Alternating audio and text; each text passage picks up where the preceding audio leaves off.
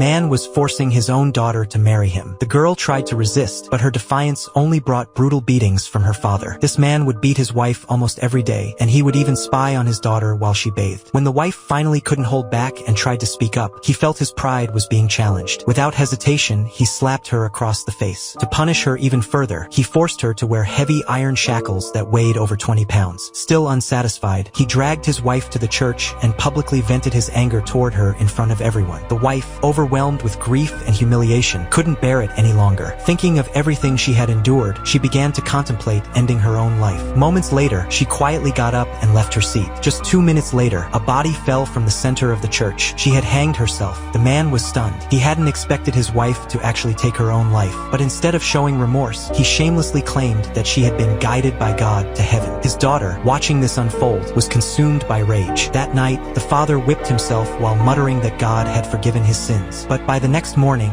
he was back to beating his daughter, demanding that she agree to marry him. The girl pretended to submit, but before dawn, she secretly escaped the house. Her escape sent her father into a furious frenzy. In her desperation, she jumped onto a passing carriage, but soon realized the driver planned to sell her. A kind woman nearby pleaded on her behalf, but it was no use. The buyer, pleased by the girl's delicate features, purchased her on the spot. Luckily, the shop owner she was sold to saw that she was just a young girl, so he assigned her some light chores. But a few days later, news spread that a wealthy patron had arrived downstairs. Curious, she peeked out and was horrified. It was her father. To avoid being recognized, she quickly put on a blindfold. But the father took one glance at her and felt something familiar. Reaching out, he touched her neck and felt the 2 small moles there. He instantly realized it was his daughter. Without hesitation, he dragged her into a room and started whipping her mercilessly. The girl screamed in pain, calling out for help. Just then, a blonde-haired girl burst into the room.